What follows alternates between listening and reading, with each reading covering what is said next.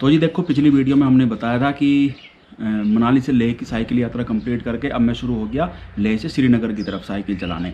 दूरी है 400 किलोमीटर और उसमें मैंने एस्टिमेट किया कि जी मुझे जो है सात दिन लगेंगे।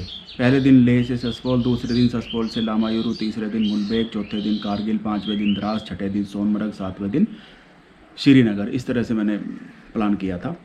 तो 2 दिन की कथा मैं आपको पिछली वीडियो में सुना चुका हूँ। आज सुनो भाई तीसरे दिन की कथा, यानी कि लेह से चलने के तीसरे दिन की कथा। सुबह मैं उठा, धूप निकली हुई, आसमान साफ, बिल्कुल सब कुछ अच्छा। सामने मुझे जो है फोतुला दिखाई दे रहा। तो इस रास्ते पे लेह और श्रीनगर वाली जो रोड है उस पर फोतुला सबसे ऊंचा पास है और उसकी हाइट है तकरीबन 4200 मीटर। आगे चलो, अच्छे अच्छे नज़ारे हैं इस रास्ते में। तो जोजिला की चढ़ाई है, जोजिला की जिगजैग सड़क आपको दिखाई दे रही है और फिर धीरे धीरे हम चढ़ते चढ़ते मैं पहुंच जाता हूँ जोजिला। जोजिला की हाइट लिखी हुई है 13,479 फीट, यानी कि लगभग 4200 मीटर पड़ेगी। तो इस हाइट पे मुझे आज ऐसी कोई समस्या नहीं हो रही थी। बड़े आराम से मैं मस्ती में चढ़ता चला गया, कोई दिक्कत मुझे नहीं हुई। एक ये बाइक वालों का गैंग मिला मुझे और ये बैठ के वहीं पे खड़े होकर वहीं पे फोटो खींच रहे। मैं साइकिल से नीचे उतर रहा, जोजिला की उतराई, मस्त रास्ता, मज़ा आ रहा। उन्होंने रोका मुझे, ओ भाई रुक। मैंने कहा क्या भाई? कि यार वो हमें तो बुलेट पे हमारे पसीने छूटे पड़े हैं, हमारी बुलेट नहीं चल पा रही और तो साइकिल से यार लद्दाख घूम रहा है। मैंने कहा हाँ भाई, ऐसे ही है। ये जो गांव दिख रहा है, इस गांव का नाम है बौद्ध खारबू। अब शायद ये कारगिल जिला शुरू हो गया था, मुझे सही से ध्यान नहीं कौन सा, लेकिन इस एरिया में खारबू नाम के 2 गांव हैं। एक का नाम है बौद्ध खारबू, ऑफिशियल नाम ही उसका बौद्ध खारबू है, और दूसरा खारबू है, वो एक मुस्लिम खारबू है।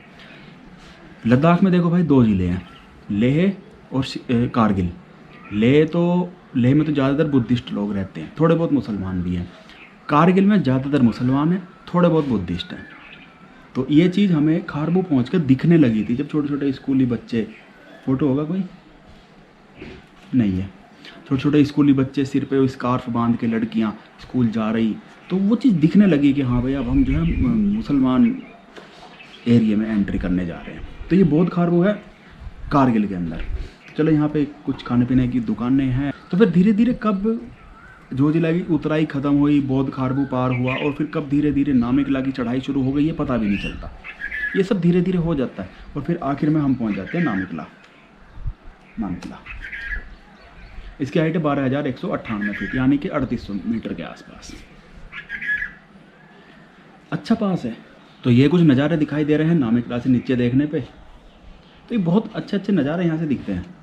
यहाँ पे ना नामिकला कुछ ज़्यादा फेमस भी नहीं है, कोई बहुत ज़्यादा हाइट भी नहीं है, इसकी 3800 मीटर इसकी हाइट है। तो बहुत सारे लोग यहाँ पे रुकते भी नहीं हैं, लेकिन यहाँ से जो नज़ारे दिखते हैं ना कि कच्ची मिट्टी के पहाड़ और उसके ऊपर जो चट्टान और उसके ऊपर दूसरी तरफ बर्फीले पहाड़, ये जो एक मन कर रहा था मेरा, मैं ट्रैकिंग पे चला जाऊँ, साइकिल यहीं पे छोड़ के और यहाँ जाके झाँकूँ कि यार कच्ची मिट्टी के जो पहाड़ हैं उनके दूसरी तरफ जाके मैं झाँकूँ वो कहाँ से स्टार्ट होते हैं। चट्टान के पहाड़ों में मिट्टी वाले पहाड़ ख़त्म कहाँ होते हैं, चट्टान वाले शुरू कहाँ होते हैं। तो चलो, ये एरिया बिल्कुल अनएक्सप्लोर्ड है भाई, बिल्कुल अनएक्सप्लोर्ड। इस एरिया में कई सारे पास भी है, मोटरेबल पास भी कई सारे हैं, कुछ लेक वगैरह है। और यहाँ पे ना एक चीज़ और भी है, यहाँ पे भगवान बुद्ध की मूर्ति है, रॉक कट हैं, जैसी वहाँ अफ़गानिस्तान में थी ना, बामियान में, वो तालिबान ने बम उड़ा दी थी। इस तरह की 3 मूर्तियाँ हैं भाई हमारे कारगिल ज़िले में।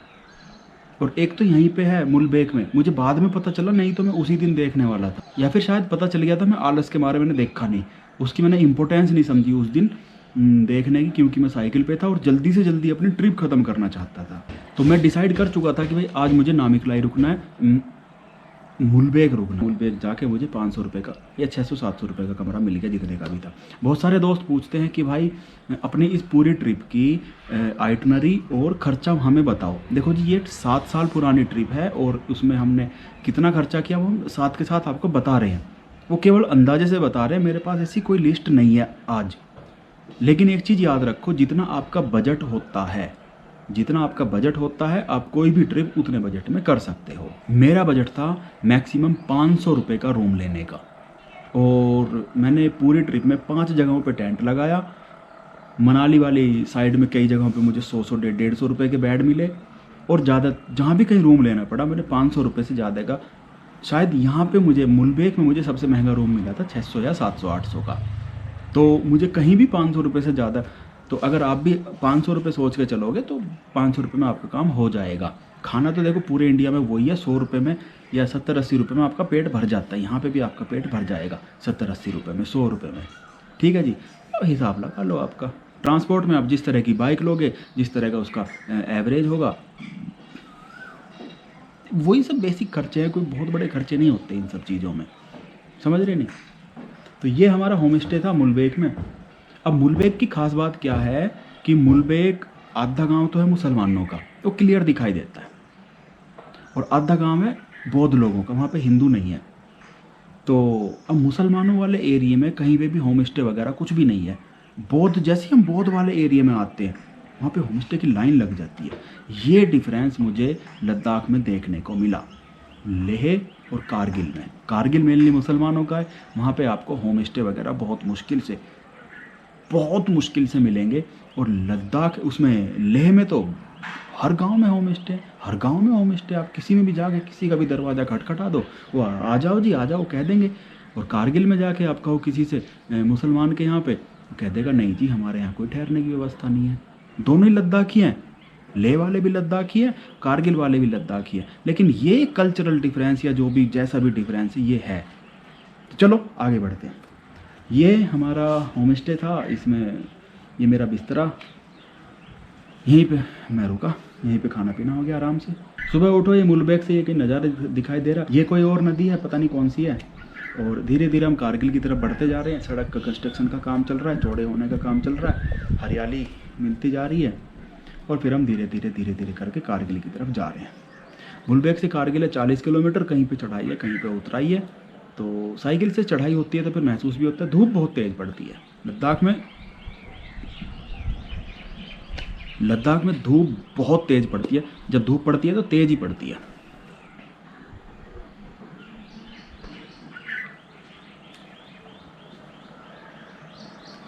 ये पहुंच गए जी कारगिल, और ये जो नदी आपको दिखाई दे रही है, इस नदी का नाम है सूरू रिवर। ये नदी आती है एक पास है, दिमाग से मेरे नाम उतर गया। अगली जो वीडियो सीरीज हम दिखाएंगे उसमें इस नदी के उद्गम तक आपको लेकर चलेंगे। अगली वीडियो सीरीज लद्दाख में ट्रैकिंग होती है, तो हम ट्रैकिंग, गाड़ी जाती है यार, उस नदी का जो उद्गम है वहाँ तक तो गाड़ी जाती है। मुझे नाम दिमाग से उतर गया, क्या नाम है उस पास का, वहाँ से नदी निकलती है, सूरू नदी। ये सूरू वैली है, और हमारे भारत की सबसे खूबसूरत वैली में से एक है सूरू वैली। तो ये जो नदी दिखाई दे रही है ये सूरू है, और इसके दोनों तरफ बसा हुआ है कारगिल। ठीक है जी। और आगे कहीं जो बिल्कुल दूर वाली चोटियाँ दिखाई दे रही हैं, एकदम दूर वाली जो सफ़ेद टाइप की दिखाई दे रही है, हो सकता है कि वो पीओके की चोटियाँ हों। यहाँ से कारगिल से पीओके, पाकिस्तान ऑक्यूपाइड कश्मीर, बहुत दूर नहीं है। ये कारगिल सिटी। तो उस टाइम क्या था कि सड़क के चौड़े होने का काम चल रहा था, बहुत गंदे, मतलब कि बहुत अच्छे तरीके से, बहुत गंदे तरीके से काम चल रहा था, धूल उड़ रही थी। तो ये क्या लिखा हुआ है, द्रास 52, जोजिला 92, सोनमर्ग 116, श्रीनगर 199। ये कारगिल से डिस्टेंस है ये, है ना। गुलमर्ग 279, उधमपुर 425, जम्मू है 491। ये डिस्टेंस है जी कारगिल से। तो कारगिल से श्रीनगर है 199, लगभग 200 किलोमीटर। तो मुझे अभी भी 200 किलोमीटर साइकिल और चलानी है, और मैं 225 किलोमीटर चला के आ चुका हूँ। ये कोई नदी है, इस नदी को बोलते हैं द्रास नदी, है ना। तो कारगिल के पास ही वो सूरू नदी और ये द्रास नदी आके मिलती हैं, और ये पता नहीं क्या किस नाम से, या तो द्रास रिवर के नाम से जाती है या फिर सूरू रिवर के नाम से, पता नहीं, मुझे ध्यान नहीं किस नाम से। वो फिर आगे पीओके चली जाती है, पीओके में फिर वो सिंधु नदी में मिल जाती है। ये कहानी है। तो यहाँ पे हुआ ये कि मुझे ये बताया गया था कि कारगिल और द्रास के बीच में एक जगह ऐसी आती है, 15-16 किलोमीटर का सेक्शन ऐसा आता है जहाँ से पीओके की पहाड़ियाँ सीधी दिखाई देती हैं। यानी कि अगर पीओके में पाकिस्तानी सिपाही वहाँ पे बैठे होंगे तो वो उन्हें सीधा दिखाई देगा। तो मुझे ये बताया गया था कि उस सेक्शन में, 15-16 किलोमीटर के सेक्शन में, तुम्हें सावधान रहने की ज़रूरत है, क्योंकि गोलीबारी वगैरह वो कर सकते हैं, सीधे होंगे तो गोलीबारी कर देंगे। तो मैंने पूछा लोगों से कि यार पता कैसे चलेगा, मतलब कि जाने से पहले की बात है, ये जाने से पहले की बात है। जो अनुभवी लोग थे उनसे मैंने बातचीत करी थी, तो उन्होंने बताया कि जी वहाँ पे सड़क पे लिखा हुआ है, एक बोर्ड लगा हुआ है कि जी सावधानी से चले, आप जो है पाकिस्तानी आर्मी के उसमें है, साइटिंग में है, नज़र में है। तो मैंने फिर सोच रखा था कि भाई मुझे देखो किसी की गोलियों का शिकार तो बनना नहीं है। 15-16 किलोमीटर में कम से कम 2 घंटे लगेंगे, चढ़ाई है तो 3-4 घंटे भी लग जाएंगे। मेरी तो हवा ख़राब यार, गोली मार देंगे। तो मैंने सोच रखा था मैं किसी ट्रक में रख के, जैसे ही वो एरिया शुरू होगा तो मैं किसी ट्रक में रख दूंगा साइकिल और फटाक से 5-10 मिनट में 15-16 किलोमीटर का सेक्शन पार कर लूँगा, ऐसा मैंने सोच रखा था। लेकिन हुआ ये कि जब वो सड़क कंस्ट्रक्शन का काम चल रहा, सड़क के चौड़े बनाने का काम चल रहा, तो वो बोर्ड उन्होंने हटा दिया था, है ना। तो वहाँ पे इन्होंने दीवार वगैरह भी बना रखी है। दीवार दिख रही है कहीं पे? हाँ, ये एक दीवार दिख रही है, देखो सड़क के साथ साथ ही है।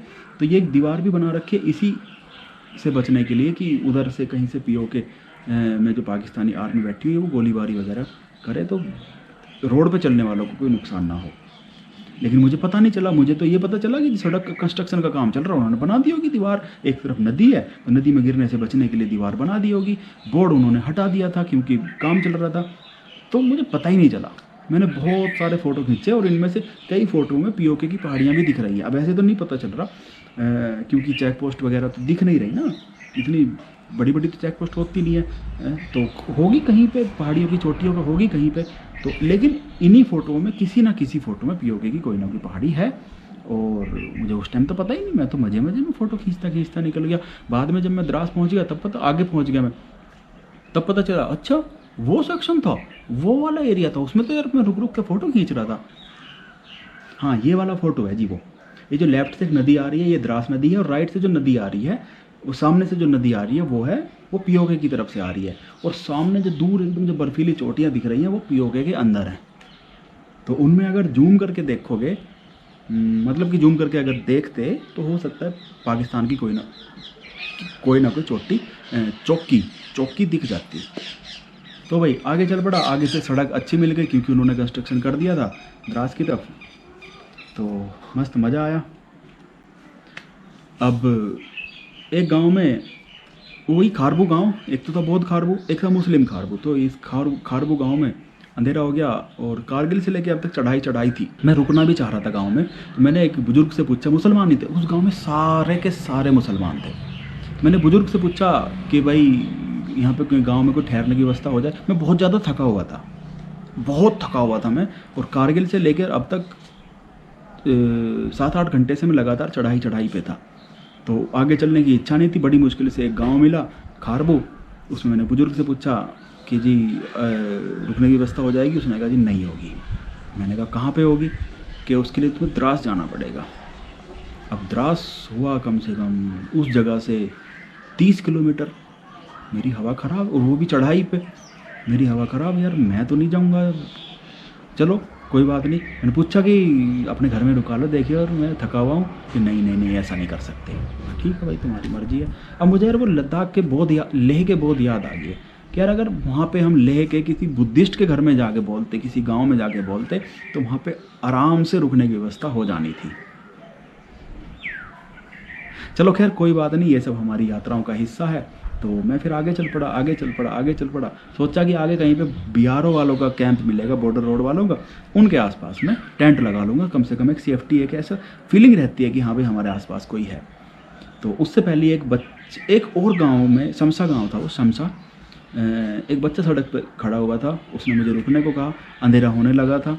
तो अब यार एक गांव, एक सुनसान सा गांव, एक ऊपर पहाड़ी हल्की सी ऊपर चढ़ गया था पहाड़ी पे। सड़क पे कोई भी नहीं। एक बच्चा, छोटा सा बच्चा, कितना होगा, 5-6 साल का होगा, नहीं 7-8 साल का होगा। तो रुकने को कह रहा। अब मैं रुक गया। क्या भाई? क्या जी कहाँ जा रहे हो? मैंने कहा श्रीनगर जा रहा हूँ। अच्छा ऐसे ना, मैं बहुत सारे बच्चे रोकते हैं, जैसे साइकिल वाला कोई जा रहा है तो दूर से आएंगे बच्चे भागते, हो हेलो हाथ हिलाते हैं। अब हमारी तो हवा टाइट हुई पड़ी है ना, हमें तो सांस चढ़ा पड़ा है, हमें तो बिल्कुल दम निकला पड़ा है, और बच्चे आके एंजॉय करते हैं, वो आगे फ़ोटो खींचने को बोलते हैं। तो देख इरिटेशन सी हो जाती है, मुझे भी इरिटेशन होगी। हाँ क्या कि जी कहाँ जाओगे? श्रीनगर जाऊँगा। क्या बात थी कि आज कहाँ रुकोगे? मैंने कहा रुक जाऊँगा यहीं पे कहीं द्रास व्रास। कि नहीं अब तो देखो, उसने बोला कि जी अब तो देखो अंधेरा हो रहा है, आप जो हमारे घर पे चलो। मुझे लगा रही भूत तो नहीं है।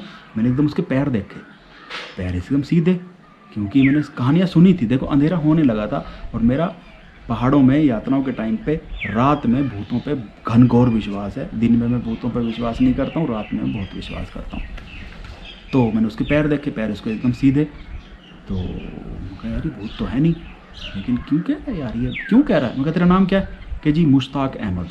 मैं कहा मुश्ताक, तेरे पापा डांटेंगे तो नहीं कि तू ऐसे कौन ये सड़क चलते किसको ले आया उठा के? नहीं जी कोई नहीं डांटेगा। अब मुझे ज़रूरत थी ना रुकने की, मुझे तो रुकने की ज़रूरत थी। अब अगला कह रहा है, मैंने कहा यार ये साइकिल, कि जी चलो मैं लेके चलूँगा साइकिल। तो पहाड़ी पर चढ़ के आधा किलोमीटर पहाड़ी पर चढ़ के उनका घर था। घर में पहुँचे, बहुत सारे भाई बहन थे जैसे मुसलमानों के होते ही हैं, बहुत सारे थे रियली, और एकदम गरीब सा परिवार। उसकी मम्मी, उसके पापा, कुछ उससे बड़े भाई बहन थे, कुछ उससे छोटे भाई बहन थे। और ये देखो जी सारे के सारे, ये देखो कैसे आंखें पाड़ पाड़ के देख रहे हैं। मुश्ताक कौन सा है इनमें से? शायद सबसे लेफ्ट वाला है। तो ये तो 5-6 साल से बड़ा हो गया ना। हाँ 5-6 साल से बड़ा ही है, सबसे लेफ्ट वाला है। हाँ तो घर में पहुंचा तो वही वहाँ पे बढ़िया उन्होंने खातिरदारी की, बच्चे आके चिपट गए, क्योंकि टूरिस्ट कोई आते ही नहीं ना उनके गांव में। सब लोग जितने भी बाइक वाले, जितने भी गाड़ी वाले, लद्दाख जाने वाले, सब बाहर बाहर निकल जाते हैं 70-80 की स्पीड से। गांव में कोई रुकता ही नहीं है। एक आध कोई दुकान होगी, होटल होम स्टे कोई है नहीं शमशा गाँव में। और शमशा का तो मतलब कि बोर्ड भी कहीं लिखा नहीं मिलता कि जी शमशा आने वाला है, ये कहानी है। तो उन्होंने देखा जैसे कोई एलियन आ गया हो। थोड़ी देर में उसके पापा भी आए। पापा ने पूछा इससे कि भाई ये कौन है? कि जी ऐसे ऐसे ऐसे ऐसे। ठीक है। उन्होंने पूछा जी बताओ हिंदू हो मुसलमान? मैंने कहा हिंदू हूँ। कि आप हिंदू हो तो मीट तो नहीं खाते होंगे? मैंने कहा नहीं मीट तो नहीं खाता हूँ, मैं तो वेजिटेरियन हूँ। कि अच्छा। अब उनमें घर में कुछ खुसर सी होने लगी, मुझे कुछ लगा कि यार कुछ है। मैंने पूछा यार, थोड़ी देर में मैंने समझने की कोशिश करी कि यार क्या हो सकता है, क्या बात हो सकती है। फिर मैंने पूछ लिया कि जी क्या बात है? कि नहीं कोई बात नहीं है। मैंने कहा नहीं बताओ कोई क्या बात है। कि भाई एक गरीब परिवार है, छोटा सा गांव है, इतने सारे बच्चे हैं, और उन्होंने पूछ लिया कि जी मीट तो नहीं खाते होंगे। तो वो तो पूरी आबादी मीट खाने वाली है। लद्दाख में, कश्मीर में तो सबके सब मीट खाते हैं, चाहे वो बौद्ध हो, चाहे वो मुसलमान हो, कोई भी, सबके सब मीट खाते हैं। तो हो सकता है उन्होंने मीट बना रखा हो। तो रियली वही बात निकली। उन्होंने कहा जी हमने मीट बना रखा था, लेकिन आप मीट नहीं खाते हो तो अब हमें दाल बनानी पड़ेगी। दाल घर में है नहीं, तो अभी मैं मुश्ताक को भेज देता हूँ, वो दाल ले आएगा। रात हो चुकी, 9 या 10 बजे का टाइम। मुश्ताक जाएगा कहीं पे, दाल लेके आएगा, उसके बाद मेरे लिए दाल बनेगी, फिर हम दाल चावल खाएंगे। मैंने कहा नहीं भाई, मैं देखो 15-20 दिन से घूमने निकला हूँ, और मुझे जो खाने की कोई ज़रूरत नहीं पड़ती है। घर में नहीं है कोई बात नहीं, मैं चावल ही खा लूँगा। तो आप मुझे चावल ही दे दो, मैं चावल नमक डाल के मैं चावल खा लूँगा। कि नहीं जी देखो गेस्ट हो आप, हमारे मेहमान हो आप हमारे, ऐसे तो हमने। तो बच्चों को पता नहीं था कि जी आप वेजिटेरियन हो, तो उन्होंने मीट बना दिया। नहीं तो मैं तो अभी बाद में आया हूँ ड्यूटी से काम करके, मुझे पता है, तो मैंने आपसे पूछ लिया। अब यार बड़ी परेशानी हुई।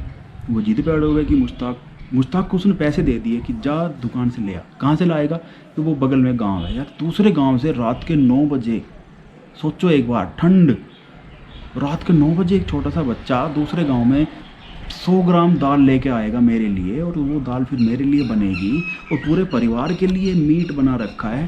अब यार मैं पड़ गया धर्म संकट में। भाई वो एक अतिथि के लिए इतना कर रहे हैं, तो एक अतिथि को भी तो सोचना चाहिए ना। तो एक बार तो दिमाग में आया कि यार चलो मीट खा ही लेते हैं, या फिर वो जो तरी है तरी ले लेते हैं।